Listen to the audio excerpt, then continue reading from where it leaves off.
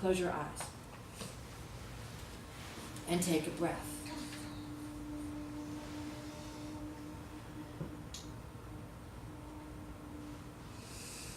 Feel your body within its space.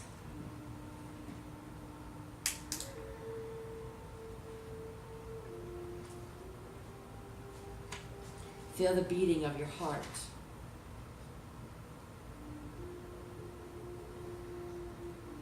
And as we pull our attention inward, we allow ourselves to let go of the outer world and connect with the inner subjective part of our being.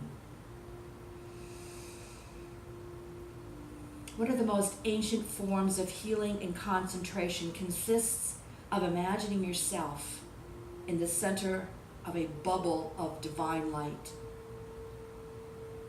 And so in order to create that light around us, let us connect with the highest essence of who we are by focusing about 6 or 8 inches above our head to our soul star, the part of us that is connected to the all that is.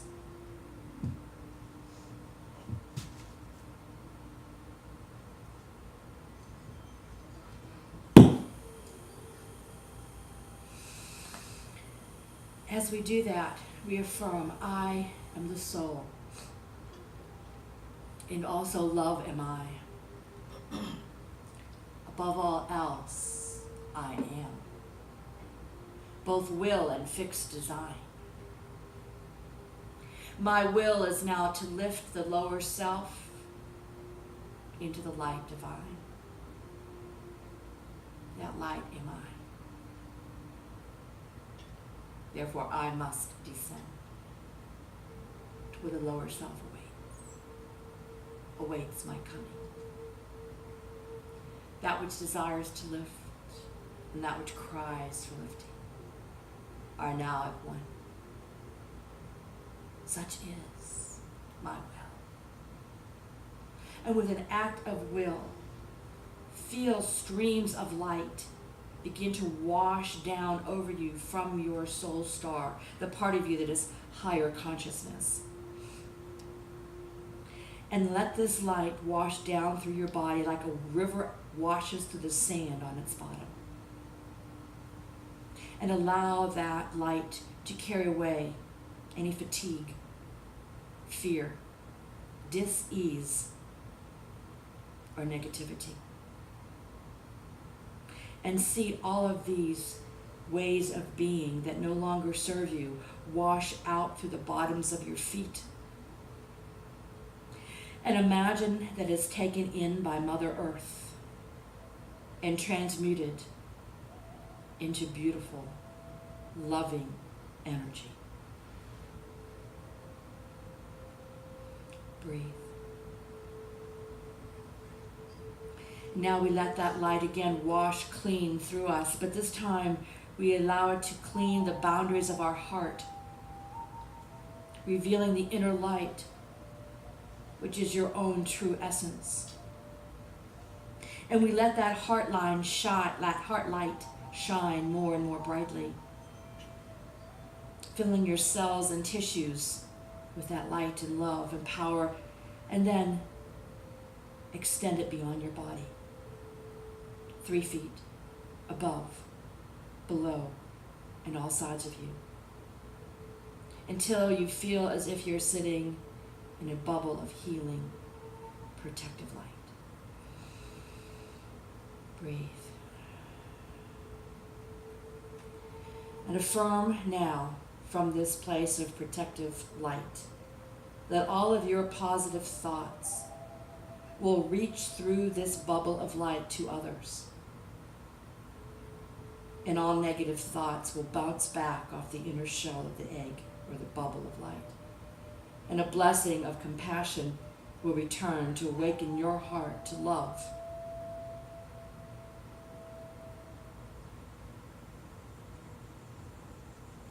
And now imagine the same for others within your life.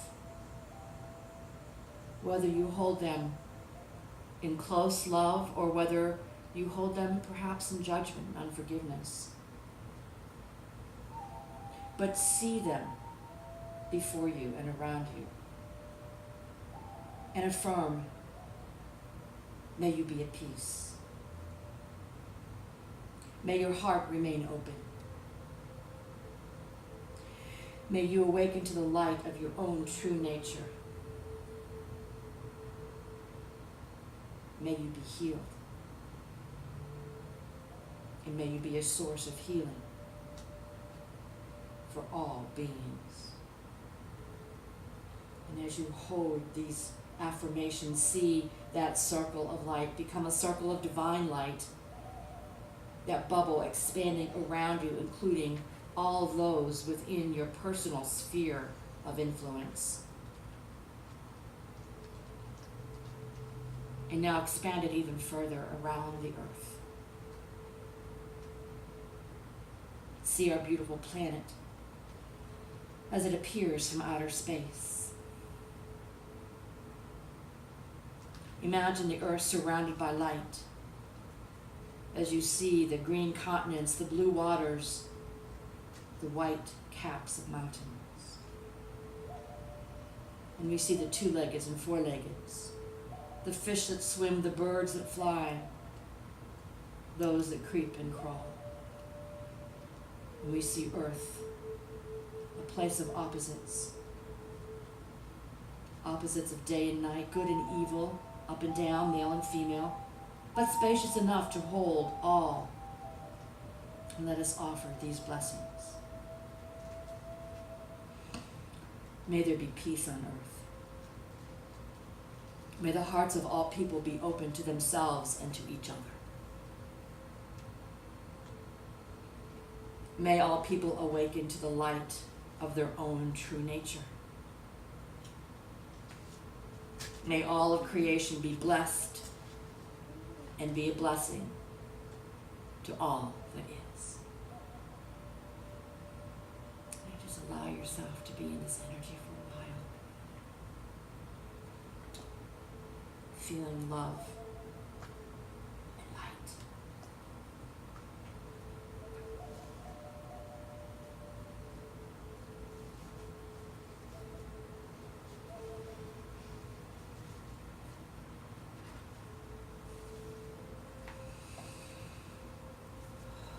Breathe.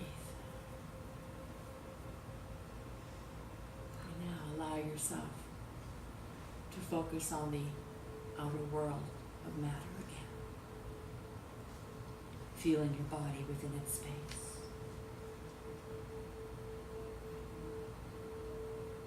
Feeling the beating of your heart. Affirming the love and compassion within your heart. Wiggle your toes and your fingers. Now put your hands together, palm to palm, in front of your heart. Let us raise them from our heart to our forehead, connecting heart with mind, releasing them again to open palm as we say together the Hindu word for peace. Shanti, Shanti, Shanti. May peace prevail on earth. Slowly open your eyes. Look around at the other faces of God within this space. And so it is. So, of course, I have to start with the joke. Yes, of course.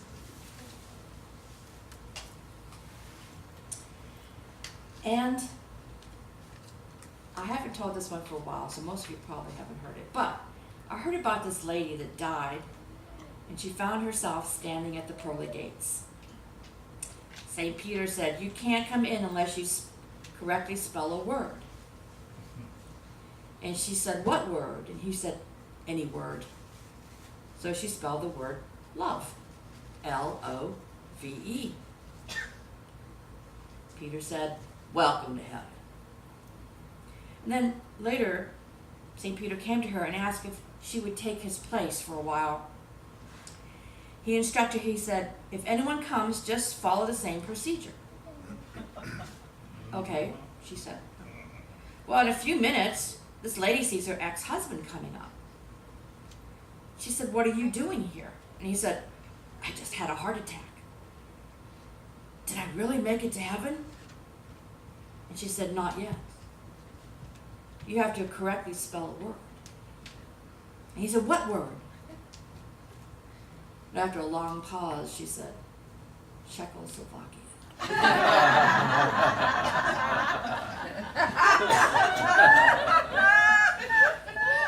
Boy, I'm going to hell. You think? Anyway, of course, there's no judgment here. I thought that was adorable, actually. And it also led me to think about this idea of that Connie gave me. Connie, remember all these years ago you wrote this on a piece of paper for me, and it says, compassionate communication. Is it true? Is it kind? Is it necessary? I carry this in my wallet. My word, that's been a Long time. See, I listen to good advice. But I wanted to start with that today because is it true? Is it kind? Is it necessary? That's the big one. Is the big one, right? Especially today, as we strive to be these spiritual beings having a human experience. But you know, there's also a part of us, at least for me, you may not experience this, but I want people to like me. And I want people to accept me. And I don't want people to stuff me in a box that says one thing or another. That's good. And because I would tell you that whenever anyone tries to tell me what to do, I resist. But then I go home and think, are you being in your ego? And sometimes I have to say, yeah. Because it just gets too real for us sometimes. You know, I love to ask people what they think, but then I want to make up my mind to take their advice or not. Yes. Right? Mm-hmm. But that's the way it should be. Yes. You know, it's called discernment, but it's also called, we are surrounded by so much wisdom when we're in this work. Mm-hmm. And I have a few go-to people. And I always reach out for my go-tos. When I'm in my ego, I'm doing a pity party or I'm doing an anger party. I know none of you experience that. But I have to own that because I have a fiery personality. It's what gets me out of bed in the morning and gets me back in this pulpit. Because I have to feel passion, but the other side of passion can be anger. All right? And thank God my fairy godmother doesn't, protects this part of my hand, because when I go like this sometimes at home, I never do that around anybody else but me, I have to say it's amazing I haven't broken this hand because I pound my fist so much in anger. And I'm going to own that. I get angry. I get really angry. I even broke something one time because I was so angry that I smashed it up. So let's just own that. Yes. Let's just own the fact that I may be up here as a spiritual teacher and a spiritual leader, and I may want to give you all sorts of wonderful things to say, but it doesn't mean that I always practice what I preach. And so I think I've shared with you several months ago, I found my new hero. Her name is Brene Brown. And now she does tend to have a potty mouth, but you know, that's part of being human too. And she's not a spiritual leader, she is a motivational speaker and a professor, so she can do that. Some of the words she says, I can't say from here. I might think them, but I can't say them. And so the idea that being who we are, being authentic, see, we throw that word around ad nauseum. But to me, being authentically who I am is not being a copycat to who other people are. Right. Okay? There are some amazing ministers and speakers all over the world, but they're not me. Right. And I'm not them. But sometimes I go into my pity party and say, well, then why isn't my ministry doing this? Or why isn't my thing doing that? And then I pull back and say, Because according to your karmic astrologer good friend, what's her name? Susan Reynolds. My good friend, Susan. That is not what it's about, of course.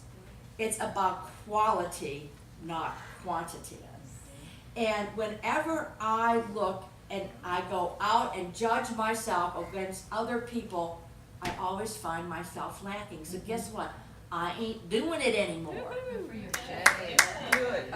I'm going to hold you to that. Thank you. That's why I decided to start posting on Facebook again, because I thought if I'm not authentic to what I feel and draw people's attention to this thing that's going on without judgment, just draw the attention, then people might say, oh, maybe I should look at that. And that is a very hard way to be as a human being. We want to be right, and for me, I want to be perfect. And so that's not going to happen. But what you check on is it authentic to who you are? Who are you trying to please? I need to come out of the pleaser closet and say, I am a recovering pleaser. Which is really interesting, because some people say I have a control issue, and some people say you're too nice, and it's like, ugh. So guess what? I know who I am, and I tend to please people over and above what I think I should do. And so I'm standing here, right here, and right now saying, if you don't want to hear the truth from me going forward, don't ask me, because I'm going to tell you. I may tell you kindly, and see, that's where we go back. Compassionate communication. Is it true? Is it kind? Is it necessary? That's the big one. Sometimes, and this is what I just wrote, sometimes silence is the best thing to say. Right. Mm-hmm. Absolutely. That's tough to do. Nothing. And it is. Especially when you want to... Yeah. But take a breath. Authenticity is a collection of choices we make every day. Choices. It's about the choice to show up and be real. The choice is to be honest, or the choice to be honest. The choice to let our true selves be seen. And if people don't like it, it doesn't matter, because you're not here to please people. Right. You're here to be authentic to the growth of your soul. Yes. That's very good. And it's very hard. Yes. Because when you're trying to build something, you want people to come. Mm-hmm. But you know what? Mm-hmm. The people that are always show up are exactly the people that need to be wherever they are. Yeah. Mm-hmm. And so I am really working on, most of you know we're selling the property. It's we may be here for another several years. I don't know. Or not. But the idea is our community is still here and together, and we love one another, and we support one another. And we have been blessed with a space to meet in that's lovely, actually. Yeah. It may have some bumps and bruises on it, but it's here and it's ours. Mm-hmm. And so I invite you to still tell people, we're here. Yeah. We're here. We're here for you. And it's not about a building. Right. I've seen this as I've gone out into the community and done things at different places. The people that come are the people that really and truly want to learn and want to be a part of making change in the world. And so we look at how we respond to a lot of things, and ultimately what makes us feel more secure, because we don't feel safe right now. So whenever you feel unsafe, just pull yourself back in your heart and remember who you are. First of all, you're not going to get out of here alive. So there's that. What's the worst that can happen to you? You'll look down one day and be in spirit. Yay! Yeah, right. My mother said she wanted to wake up dead.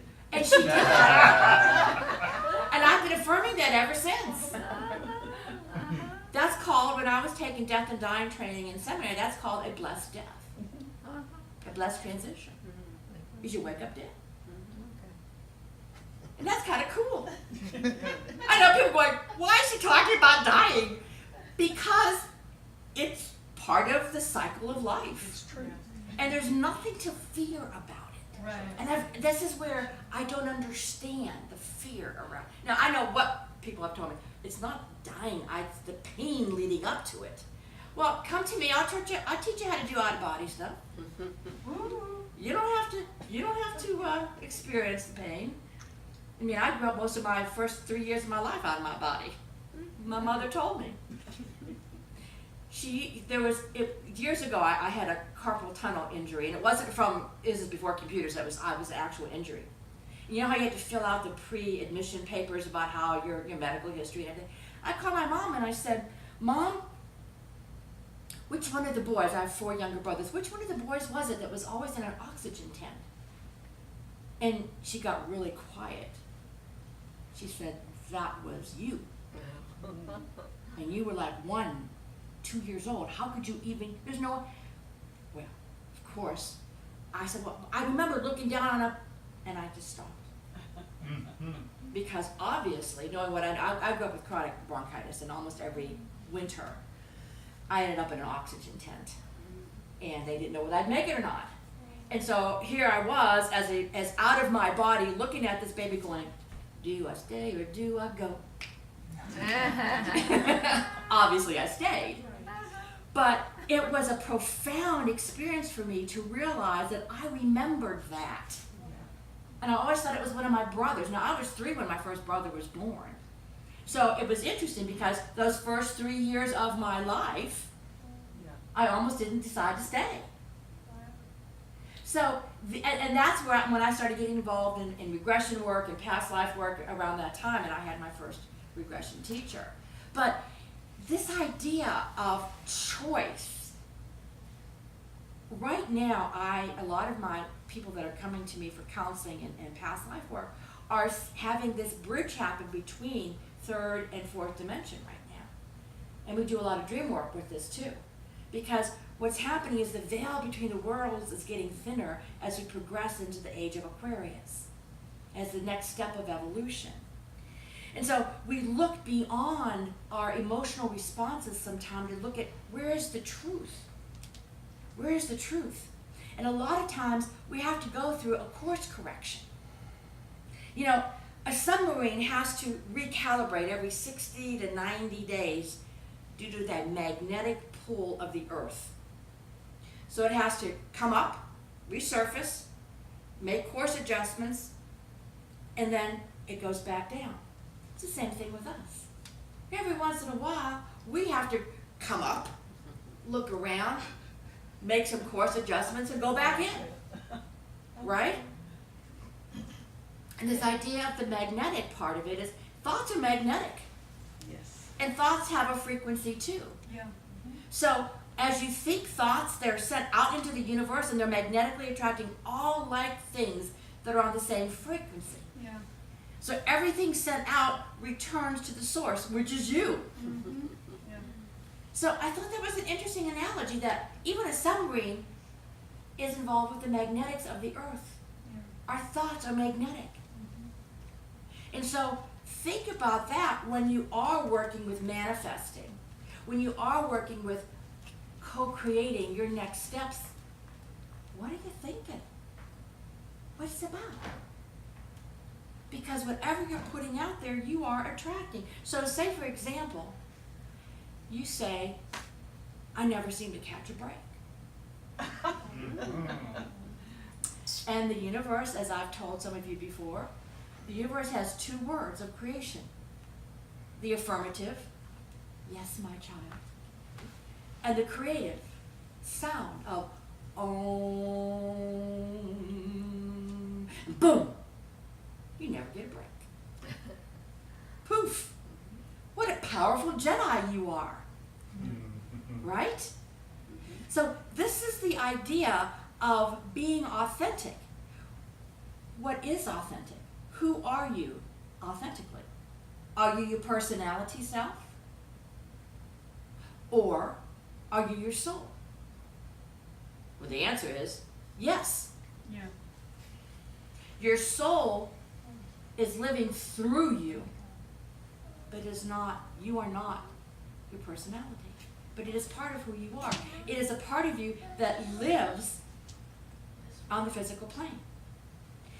Now, those of you that have heard about the Four Agreements, you're familiar with Don Miguel Ruiz, right? Yeah. He says that the word Toltec means artist. I found this really cool little artistic conglomeration here. But isn't it interesting that a whole race of people were named after being an artist? Wow. The Toltecs, it means artist. This ancient way of being clearly recognizes that every person on earth is an artist, even if they don't know it. What's another word for artist? Creator. I thought that was an interesting little bit of spiritual trivia. And he goes on to say, we are an ongoing creation. Everyone creates a masterpiece of art. It is a story, the story of our lives. And what we can say right now is we are definitely, without a doubt, shifting the story all the time.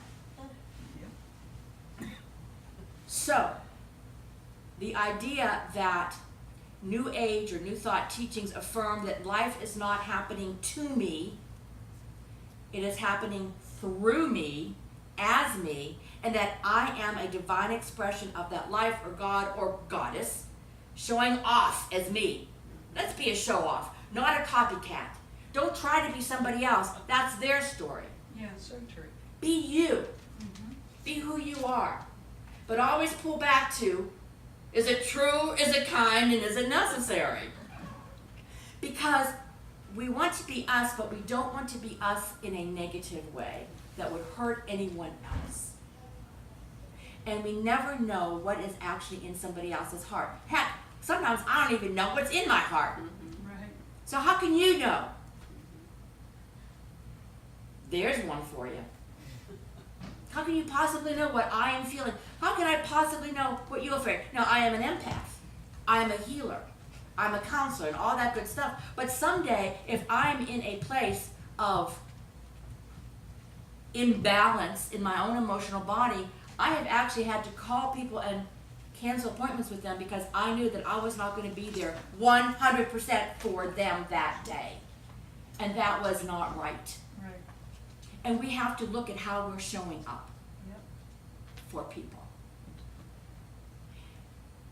I see a lot of shoulda, woulda, couldas going on right now too, because people are feeling not good about themselves.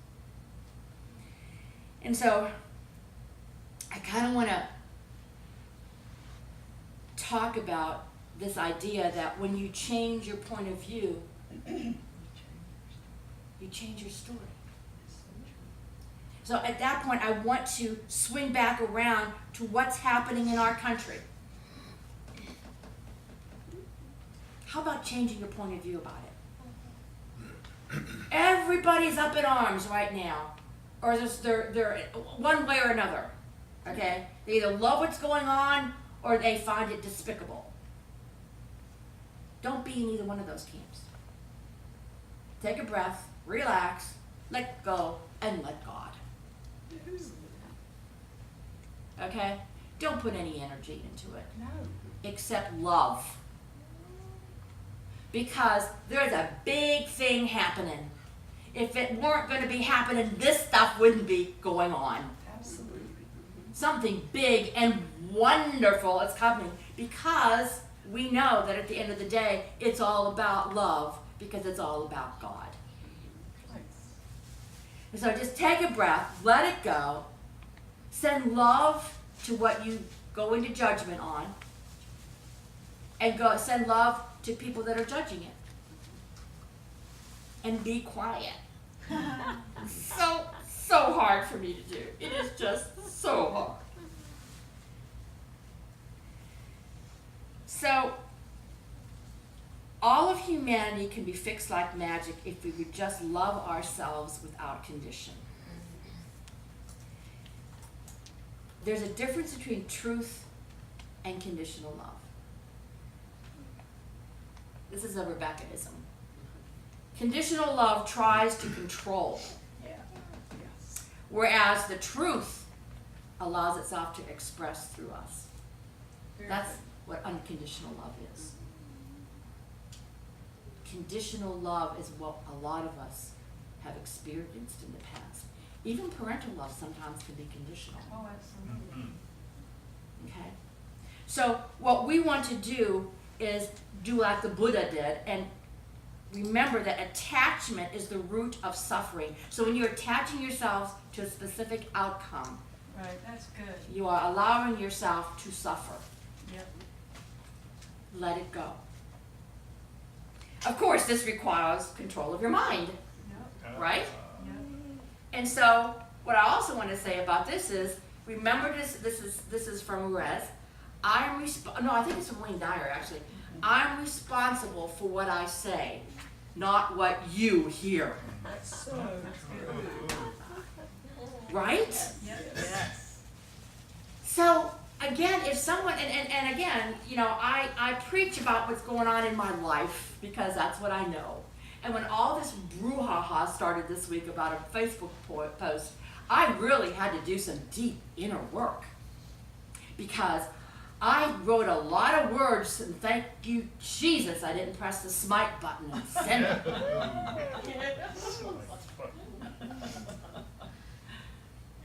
And we have to remember that that's what it can be. Yeah. It could be smiting people when you send. Right. It just starts everything. And I thought, do not be responsible for a rift in your family. Because someone responds one way, don't respond in kind. Mm-hmm. And I invite every one of you to think of all the areas of your life that are pushing your buttons right now. And if it's somebody in your family, they were probably the button installer to begin with. And so don't push the button. Don't let them push the button. They're not pushing it anyway, you are. Right? That's right. So instead, hit the delete button. Yeah. Delete, delete, delete. Delete that thought, delete that feeling. Pull yourself back. And if you can't pull yourself back at that moment in time, just be quiet. I am love. I am light. I am love. I am light. I am love. I am light. But keep on breathing because eventually it'll help the whole thing go down to a lower place of love, the true love. And so we have to remember that every word, whether it's written or is an empty symbol. And until we're fully aware of the interpretation that's going to be put on it, the perception that's going to be given it, and how it resonates within me, silence is golden. When we take off the filters of our wounds or judgments, that's when the word has the ability to shift the perceptions. So be yourself. Begin to live your life from manifesting stuff and things to living deeply connected. This is how we can free ourselves from wanting what others have or others think. It keeps us from being a copycat to living the dream of your soul. And Very so good. it